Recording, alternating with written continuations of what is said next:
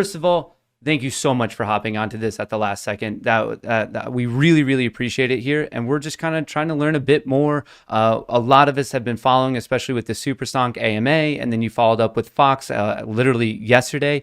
And like with national attention and everything, like I know those clips are very short. So we thought we could learn something from you and give you a platform to give us a more in-depth explanation of what's going on. There's a lot of interest right now. AMC, GME, naked shorts. So thank you. And I'll just kind of let you take it. You could introduce yourself and we could just run from there. Sure. So I'm Wes Christian. Our firm's actually been renamed because of the exit of some partners. It's Christian Levine Law Group now. So it's christianlevinelaw.com. Our new website's up in a couple of days. Other than that, the same people here, just a couple of partners who frankly didn't want to continue doing these kind of courageous fights that we do across the country, on not only on Wall Street, on other things. So anyway, let's talk about what's going on in the naked shorting space, and in particular, why, frankly, the Reddit and the subgroups, Wall Street Bets and others are changing that landscape. Thank you, God. Okay, that's happening. Okay. So for 20 years, I've led several legal consortiums. In that consortium, I will tell you, you're going to hear more about it in the future. I don't want to name firm names, but I've just added 2 more national firms to my consortium to help fight this. So there will be, a total, including all the law firms, about 1,500 lawyers total are in those firms. And there will probably be 20 lawyers every day of every week working on fighting this. When we started this out 20 years ago, frankly, we didn't know what we were doing. We had to learn the clearing system and more appropriately, the deficiencies in the clearing system and the loopholes that were being used at that time. I will tell you my personal opinion is that this really started when the Depository Trust Corporation purchased the National Securities Clearing Corporation in the late 90s and early 2000s. Mm-hmm. The NSCC, if you go to the DTC website, basically is there for continuous net settlement functions. And those functions really are in connection with stock lending, for lack of a better word. Okay. So at the end of the day, we learned about all those systems. And we at the time was John O'Quinn, who was a billionaire lawyer, who was a client of mine personally, and also a partner in the big cases. Frankly, I went to him when we need financing, and these cases cost an astronomical amount to prosecute. Mm-hmm. So back then, most of this was being done to bulletin board companies and lower level companies. It was being done by making death spiral financings. By that, they would loan you money. The bad guys would. They would get repaid in stock. And whatever stock, what your stock was at $10 at that time, they would manipulate it to 2 cents. And by virtue of making you a $3 million loan, they would own your whole company because they manipulated it down from $10 to 3 cents. So the game back then was not only to get cash, it was to buy technology or destroy your company, because if they could destroy the company, they bury all the naked shares. I call them dead bodies. They bury all the dead bodies by virtue of nobody cares. Nobody wants to deal with it. Nobody wants to admit to their wife they even invested in this company because it's zero. Mm-hmm. Okay, you lost all the family's money. The best story of that, which I think back then we were on NBC, was Rodney Young and Eagle Tech Communications. So from there, the bad guys at that time were mainly hedge funds and people that did convertible debenture financings, also called PIPEs, private investment in public equity PIPEs.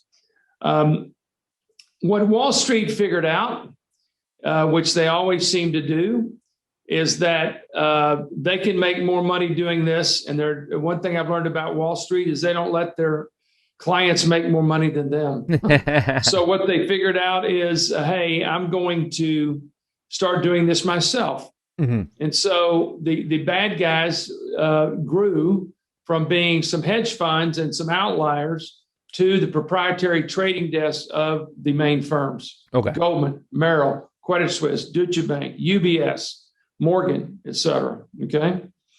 That doesn't mean they're not that they're the only players. There are some of the players. And then in that process, we began to see that all the big firms were getting involved in it. And the first big case we did was Overstock.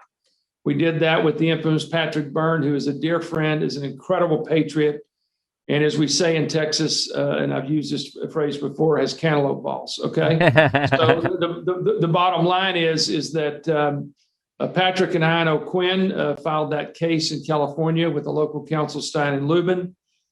That case was against a dirty analytics firm. So what you see in these cases is an incredible amount of misinformation. Mm-hmm. Misinformation is the stock that's being sold isn't real in a large part because they're electronically selling it when they have nothing. They involve analysts that talk smack about the company. They pay analysts. In this case, we proved that Rocker Partners paid a analytics firm called Gradient Analytics, Camelback Research, to write crap about Overstock every time. Every time they would give Overstock an F. Well, guess what? You give a company an F every time, people start to short the stock. So another way to make sure that your short position that you're taking is rigged is you get you disseminate false information so that other people pile on. We call it the pile-on effect. Sorry to cut you off, but do you think that could be going on actively against AMC? Because I feel I don't have the exact numbers on it, but anecdotally, every time I look at something from MarketWatch, Motley Fool, CNBC, just to list three, it's always negativity. In my opinion, it doesn't seem to be balanced. Do you think that could be occurring again, like a concerted effort? I don't know what's occurring with respect to AMC, because again, I like to report on evidence and facts, so I haven't looked at that, so I don't have that evidence. But if you want my opinion in general, is it still going on systemically and habitually? Yes, it is. So we call it, report and distort. Okay, or distort and short. There's several phrases. So from there, we handled other companies, Sedona. You've heard me talk about that. That involved some criminal elements, Amro and the Badian brothers. We worked with the Justice Department there. We worked also with the Justice Department on Operation Bermuda Short in the early 2000s. That involved Mark Valentine, another criminal from Canada. We took depositions in Austria. We took depositions in Bahamas. This has an international flair. Organized crime was, and I believe still is, involved in this at a very high level. It's a great place to launder money. So there's money laundering in this, which some of my colleagues have talked about. We then lobbied Congress, along with others, to get Reg Show passed, which went into effect January 1 of 2015. It's a toothless rule, but at least it required closeout requirements under the 200 series rules of Reg Show.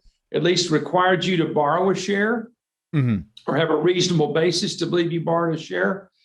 But Wall Street, like always, figured out ways to circumvent it. When Reg Show first came out, it published over thousands of companies on the list. And how that worked back then is there were fails to deliver lists. Well, unfortunately, the name of the company that got raped got published. The rapist didn't get published, the people that were naked shorting. But nonetheless, it helped us in the court system, because before then, the judges said, basically, I'm a fruitcake, that I need to go live on Mars, okay, because this can't be happening. And I need to wear a spacesuit. One judge used exactly that phrase. Next time you come into court, Mr. Christian, wear a spacesuit, okay? Wow. Something like that, okay? Wow. And I don't know if he's talking about me or one of my colleagues in Atlanta. That was in a case in Georgia. So anyway, long story short, from there, we began to see a trend of massive stock lending, which is another big component of this. Okay. The same share is being lent, and lent. How that happens, a hedge fund will call for a locate. A locate means I want a borrowed share. That same locate will be given to 10, I'm making it up, 10 people on the same day, and there's only one share. If you look at the regulatory actions, many of which we've been involved in providing evidence for with the SEC, you're going to see that the stock lending is an enormous moneymaker.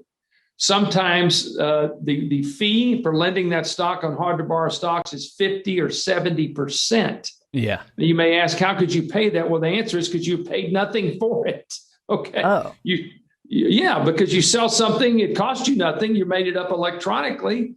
You sell it. And so if you give a locate when you don't have shares, it's like free money. It's just another way to steal money. Gotcha. Okay? So when those locates are given, that facilitates the creation of another counterfeit share. Okay. So imagine how that multiplies in milliseconds over time. It's astronomical. Yeah. So another way that the whole information pipeline is distorted is once Reg Show went into effect, the broker said, well, I know how we can do what we can do. We can take these shares instead of marking them short, because on a share, you got a sales ticket, so to speak, you got to mark short, long, or exempt. Well, they would mark it long, which is a lie. It was a short. And of course, it would fail to deliver. But then guess what? It's not subject to Reg Show because all this is done by computers. So the computer doesn't pick it up because it's marked long. So guess what? That doesn't go into the reported short interest that the SEC reports every 2 weeks. So whatever the short interest, whatever you think the short interest is in AMC and any of the others is a lie, okay? Because there's an incredible amount of longs out there that have been marked long that are short. Now, I don't know that. I can't tell you that from an evidentiary perspective because I have not done the analytics on those two companies. I will tell you every company we've looked at, that's occurred. Go Google up sec.gov and look at the enforcement actions for mismarking of tickets. It's hundreds of millions of dollars. They're in the regulatory actions, okay? Go look them up. Okay. In those same regulatory actions, you're going to find that firms, big companies, Merrill, Goldman, were fined for pre-programming computers to where the computer programs it along when it's a short. So they actually designed intentionally software to lie. Okay. In addition, it would take a hard to borrow stock, which puts it in a separate bucket, and make it say it's an easy to borrow stock. All of which is designed for more carnage to allow them to create more havoc. Okay, more stealing. So ultimately, then we began to see other ways they're manipulating the system. One, they get with class action lawyers to file class actions against the company because that's bad news for the company. They go after the company's auditors. That's another way they whack you. Hell, in the Taser case, one of the other big cases we did was the Taser gun company, a great company. The Smith family owned it. In fact, one of the Smith sons is a part of Reddit, okay? Because he got so upset about it. So the point is that they would not only loan stock they didn't have, that would not only sell stock they didn't have, they would go to the option market and create synthetic shares. So what that means is Party A gets together with Party B. One buys a contract for 50,000 shares of puts. Another party to the conspiracy buys 50,000 shares of calls. And if you have a put and a call in a contract that expires at the same time, that is referred to in all these Wall Street terms as a synthetic share. They would show that to the compliance department to say, hey, I have these shares coming. That's my reasonable basis that I can borrow them. So I'm going to short 50,000 shares.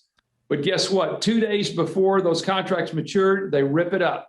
So it's another lie. It's a fake document. It's something they created to look like something other than what it is. Okay. So that's another way they gamed the system. They then began to hide the fails to deliver in their subsidiaries, which again is in these regulatory actions. Everything I'm telling you is in public information that can be substantiated, not from our cases, because I can't really share any evidence from those cases because they're subject to protective orders unless it's been put in the public domain. Like, for example, in Overstock, the defendants mistakenly filed some documents with the court, which is on the internet, that shows that either Merrill or Goldman, I forget which, we're telling their customers, we will let you fail. Don't worry about it. We will let you fail. I mean, basically admitting you could sell endless amounts of shares and never deliver anything. So anyway, from there, we've learned that market makers now are intimately involved in this. They're involved in two ways. Although we continue to work with Congress and SEC on Reg Show, one of the loopholes that still exists is if you're a bona fide market maker, you don't have to borrow shares. Mm-hmm. Well, I got news for you. I haven't seen any bona fide market makers in all the cases we've looked at. We filed and prosecuted 20 of those cases, including the most recent one we just filed in New York, which is styled Harrington, Harington. That's filed in the Southern District of New York. You could download it on Pacer. But these market makers, I believe, are now housing a bunch of these naked shorts. That exemption is being abused by many market makers. And what that means is you can hide in the bowels of a market maker a ton of naked shorts. That's number one. Number two, market makers are there to make a market. The concept of making a market, which is a viable function, is to create some buys and some sells in the company, okay? Create activity. I support that. Just like I support, bona fide shorting. If a company's bad and the board is lying and their financials are crap, well, yeah, short them. I don't care, but do it legally, not illegally. So anyway, what else the market makers are doing is they are doing spoofing. Go look. There's several new regulatory actions on spoofing and stacking. Stacking is another way. So imagine the company's fixing to come out with good news. And imagine I want to stop that, because one thing you have to understand, these failures to deliver are contingent liabilities on these brokers' books. They do not want that stock to go up, because if they lose control of that, it could break them. Okay, which is why they're scared of your group. All you apes out there. Okay, seriously, you're beating them at their own game. So that's a contingent liability that they got to write a check for. In fact, their auditors require them to keep enough cash on hand to buy in that share on a given day. Okay. In other words, I have to have an offset to that contingent liability in the form of cash, which is why they manipulate it down every day.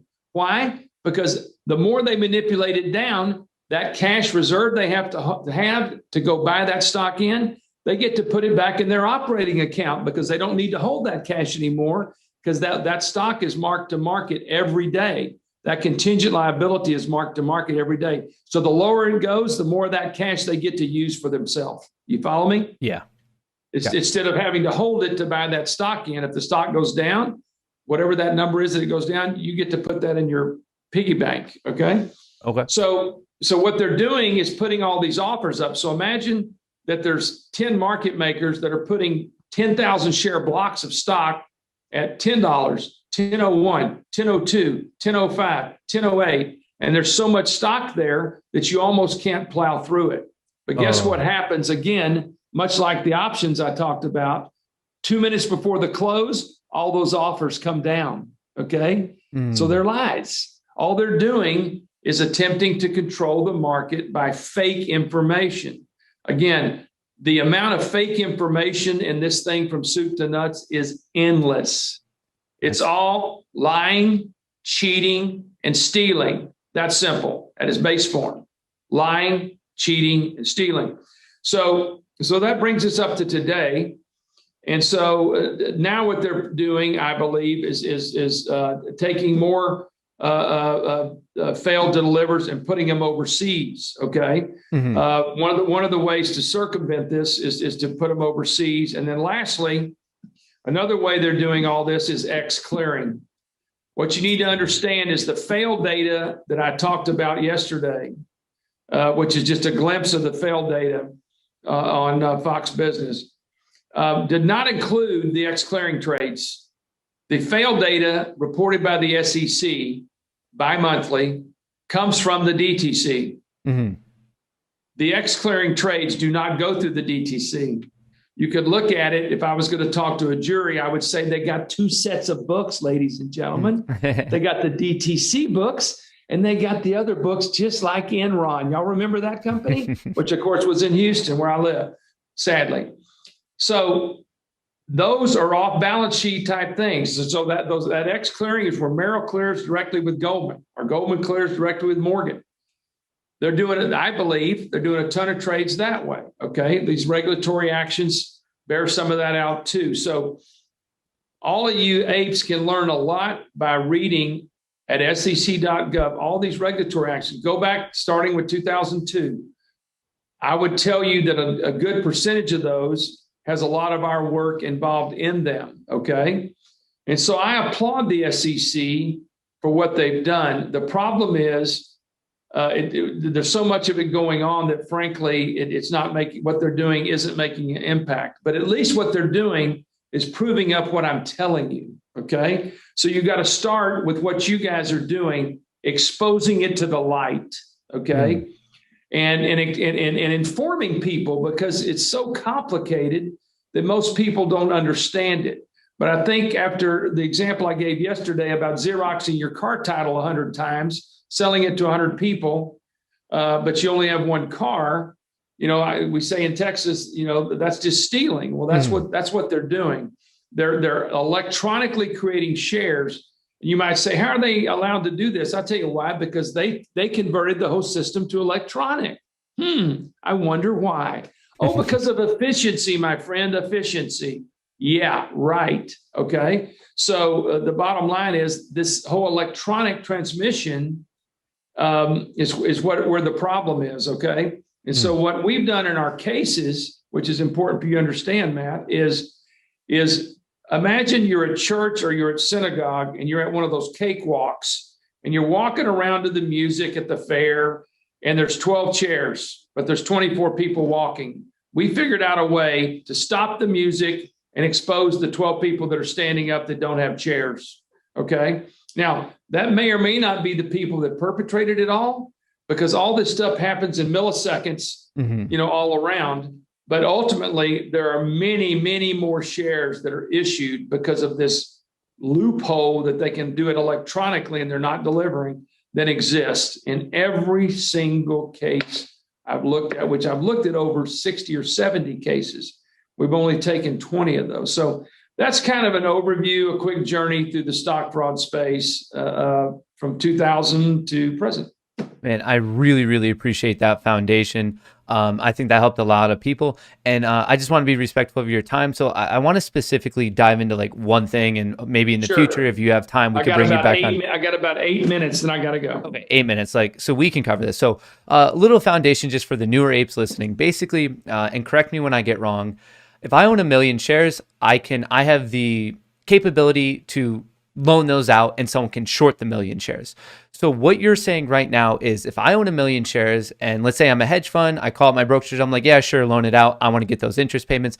You're saying that these brokers are allowing multiple shorts to actually short my 1 million shares. That's your Xerox example of like, okay, one of them is legitimate if they took my 1 million. It's the other 9 behind them that they're reusing it as if, so they're almost, I know you use spoofing for a different example, but they're almost spoofing the fact that they were allowed to borrow. That's how they're getting away with it. Because that's the big question is like, we hear this term naked shorting a lot, but there's confusion of how they pull it off. And you're saying that brokers you're saying that they're reusing the exact same shares of like, oh, sure, you could borrow these, you could borrow these. And at the end of the day, when they're clearing their trades at the DTCC, that's when it comes up. They're like, oh no, we actually Xeroxed it in your example. And like, that's where it's kind of coming from. Am I getting that right? And then I'm going to make it even simpler. Yes. The answer is yes to your question. They are loaning the same share out multiple times. That's number one. But number two, in many instances, because don't forget, if they're doing it on their prop trading desk, they're the seller, they're the clearing agency. They don't borrow anything because it's all done in-house. Okay, you understand? So it's both ways. They're loaning out shares multiple times, making money on that. And then they're selling shares that don't exist and borrowing nothing. Okay, so that's like nothing. A straight up naked short. It's like a straight up, is I'm taking it, okay? Gotcha. And many of those are done ex-clearing because, again, it's harder to find, or it's done through a dark pool or whatever, which is why there has to be more transparency here, okay? Now, something else you need to know that the apes need to know, and this is real important. If you keep your shares in a cash account, That means they can't be lent. They're segregated by law under Rule 15C33. It can't be touched. But guess what? Several years ago, Merrill got fined over $400 million. You want to know why? Because they were using the cash account shares of their customers worldwide, not just in Houston, Texas, worldwide, to operate their proprietary trading desk shorting platform. You understand? So what does that tell me? There are no boundaries in this game, okay? It is simply, going to be hand-to-hand combat, which is what we've been doing. But your group has added a new dimension to that, not only of awareness and not only of investing in companies that are good companies in your mind, I don't know, and need help, but also being another bully out there that's not going to let a company get bullied, okay? Because what's gone on until you guys showed up is that the kids in the schoolyard, who are sitting there fighting, are fighting 8 or 10 guys trying to beat me up, okay? So that you change the dynamic. Now I've got 8 or 10 bullies that have are coming to help me, okay? And so that way, it's a fair game because now they're exposed, which is why you're seeing, as Charles said yesterday, you're seeing a lot of firms saying, I'm not going to take those open options. I'm not going to take those trades. You know why they're saying that? They don't want the risk associated with the illegal aspect of it. You understand? They don't want the exposure, knowing that ultimately somebody's going to come knocking saying, hey, you need to close that out, okay? Because in the old days, I picked up the phone and said, I got to buy you in, which is what they're obligated to do. Then they'd hang up the phone and their friend that they just had on the phone is going to call him and say, I'm buying you in also. Oh, you're going to buy me in? Well, then I'm not going to buy you in because it's so rampant. It's so systemic. Our whole system is full of IOUs, which they have a legal term for it called security entitlement. It's actually under the Uniform Commercial Code. It is basically an IOU in a poker game, okay, is how I would tell it to you. So, but the problem is they can't make good on the IOU because don't forget the corporation is the only person who has the right to legally issue shares. That's why we got them. Once we get this figured out, they're dead, okay? Because the corporation is as we say in Texas, is the only mother cow that can give the milk, okay? There's no more cows out there, boys, okay? It's real simple. So if you don't have anything from the cow, you're dead. So the corporation can only issue so many shares. And so in these cases, they've issued electronically multiples of those issued and outstanding shares. And so that's where they get exposed. And then you guys have come alongside and said, hey, you can't have 150% of the issued and outstanding shares in GameStop or whatever. I don't know what the numbers are in AMC. And you can't do that. And that's a first little indicator. And then you dive in and then you go down all these roads I've described. And again, good for us after 20 years in the ditch fighting hand-to-hand combat, we pretty much know every little sword they're going to use, every little trick they're going to use, whatever. And they're always trying to be smarter. But guess what? Stealing is stealing. And ultimately, if you can get past all the motions and all the fighting, they're going to settle the case because they don't want any of these cases to go to trial. That's how nasty they are because they are stealing from good companies that can save lives, that can give us a better lifestyle, that can do all kinds of things to improve our life. So it's not just the money they're stealing, Matt.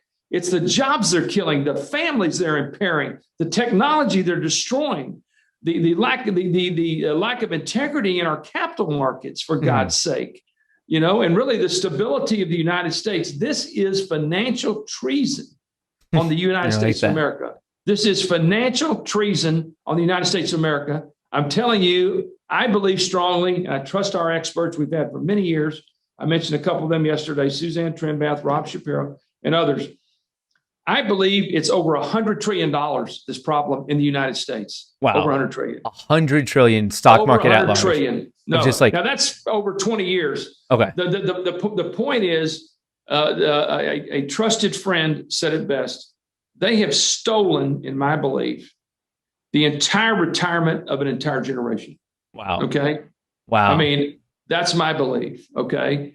And I'm entitled to my belief after putting in, tens of thousands of hours, literally my personal time. In addition to everything else I do, this is only one group of cases I do.